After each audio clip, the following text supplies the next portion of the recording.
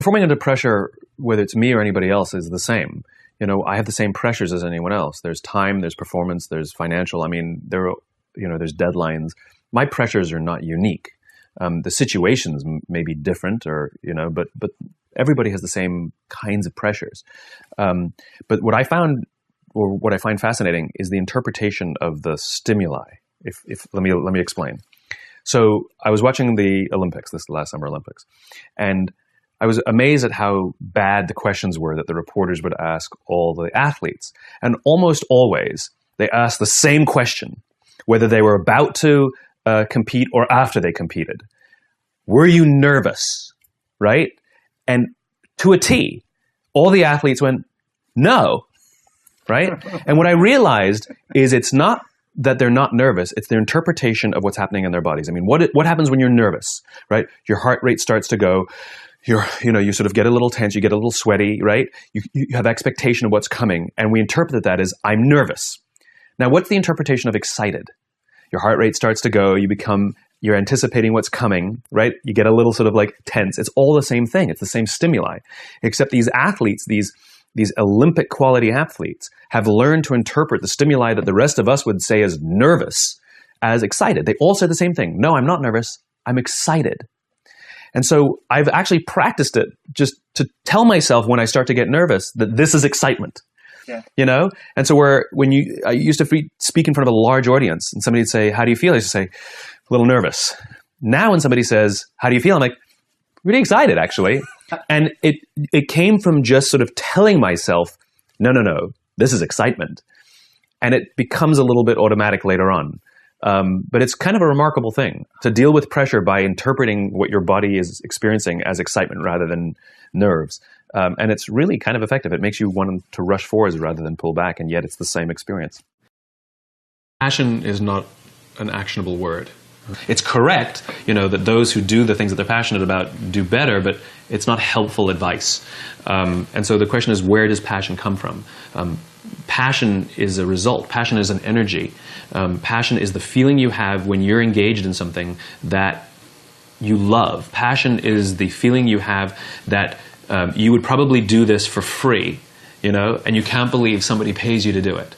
And I think we mistake that passion is something we do in our private lives, but it shouldn't be done, in our careers, for example. And I'm a firm believer that you are who you are. And anybody who says, I'm different at home than I am at work, in one of those two places, you're lying. And the goal is to make everything you do in home and at work something that you have excitement to do. So how do you find the things that you're excited to do? Well, it's actually easier than you think. What are the things that you love to do? What are the things that you would do for free? How can you recreate that feeling and be paid for it? So what are the things that I do on the weekend, right? I'm very involved in the art world. I love to go to museums and galleries, but I love to go see dance and performances because I want to see how others are interpreting the world. So that inspires me. New ideas, new thoughts, new ways of looking at the world are things that interest me privately, and I seek it out and pay money for it, right? So does that mean I have to have a career in the arts? No, it means I have to have a career where new ideas are explored, where people are experimenting and trying things out, and I have to explore new ideas and try things out, and I'm just as excited to go to work every day as I am to, go do something on a Saturday night. And so the idea of finding your passion is ironically simple because you should be doing stuff that you enjoy sometimes. What is the stuff that you enjoy, and then what is the stuff that you love? Who are the people that you love, and what do they all have in common? I talk to so many smart, fantastic, ambitious, idealistic, hard-working kids, and they're right out of college, they're in their entry-level jobs, and I'll ask them, how's it going? And they'll say, I think I'm going to quit. And I'm like, why? They say to me, I'm not making an impact. I'm like, you've been here 8 months, right? They treat the sense of fulfillment or even love like it's a scavenger hunt. Like it's something you look for. My millennial friends, they've gone through so many jobs. They're either getting fired, it was mutual, or they're quitting because they're not making an impact, or they're not finding the thing they're looking for, or they're not feeling fulfilled, as if it's a scavenger hunt. Love, a job you find joy from, is not something you discover. It's not like, I found love. Here it is. I found a job I love. That's not how it works.